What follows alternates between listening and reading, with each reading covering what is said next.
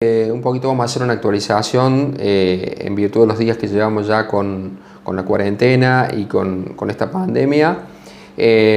Un poquito porque surgen datos estadísticos ya, empiezan a surgir datos estadísticos, donde el 3 de marzo fue detectado el primer caso de COVID-19 en Argentina. El día 17 de marzo se registra el mayor número de casos en Buenos Aires, con 146 casos. El 50% de estos casos eran casos importados que habían venido del extranjero. El 25% correspondían a contacto estrecho, que ya vamos a definir qué significa contacto estrecho. El 1% correspondía a contagio por transmisión de conglomerado o comunitaria, que se llama, que es el porcentaje menor, y que también vamos a explicar en un ratito qué significa esto.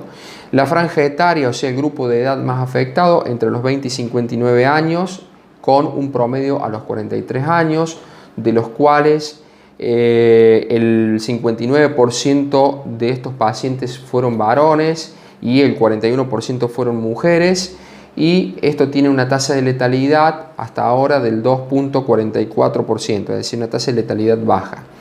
Definen también que el 80% de una población va a estar en algún momento en contacto con el coronavirus, y de estos pacientes la gran mayoría van a tener control domiciliario, sintomático domiciliario, cumpliendo la enfermedad en su domicilio con los controles pertinentes y la cuarentena también en su domicilio.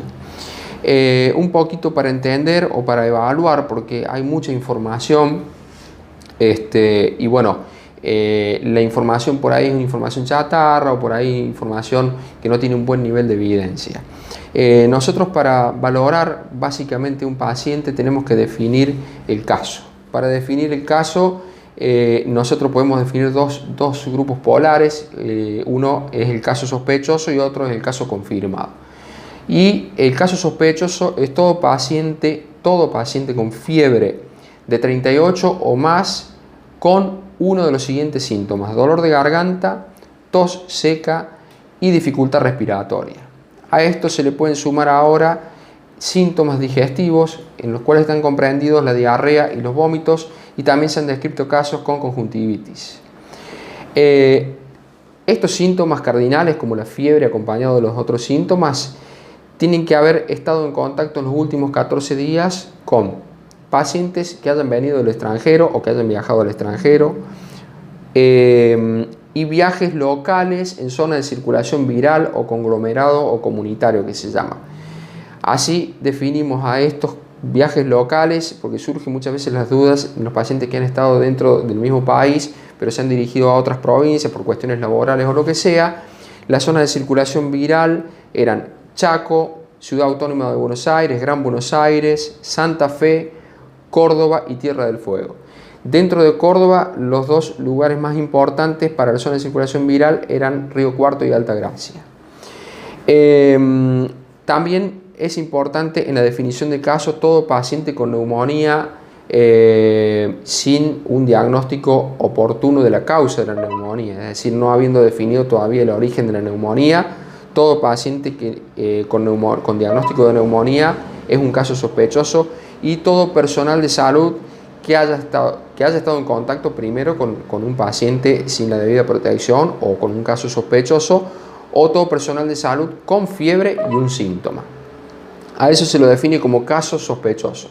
Luego tenemos el caso confirmado, que el caso confirmado es todo paciente con un diagnóstico, todo paciente sospechoso o probable con un diagnóstico confirmatorio, que en este caso es un estudio de laboratorio que se llama PCR para SARS-CoV-2. Este estudio antes se hacía en el Instituto Malbrán en Buenos Aires.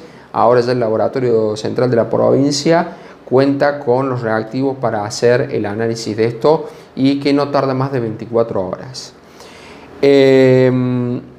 Otra cuestión es la organización asistencial, que es lo primero que vos me preguntaste. La organización asistencial se rige por los protocolos primero de la Organización Mundial de la Salud, pero fundamentalmente de los ministerios, tanto de salud de la nación como de la provincia. Y puede haber pequeñas adaptaciones a los lugares más pequeños o a la situación epidemiológica, es decir, los protocolos pueden ir cambiando día a día. Lo que ayer era una cosa, hoy ya puede ser realmente otra, y eso es en base a estudios, a definición de casos, a epidemiología, a número de casos, a un montón de factores. Pueden ir cambiando, los protocolos no son estables, están definidos y definen la forma de trabajo, pero no son estables y pueden ir cambiando día a día.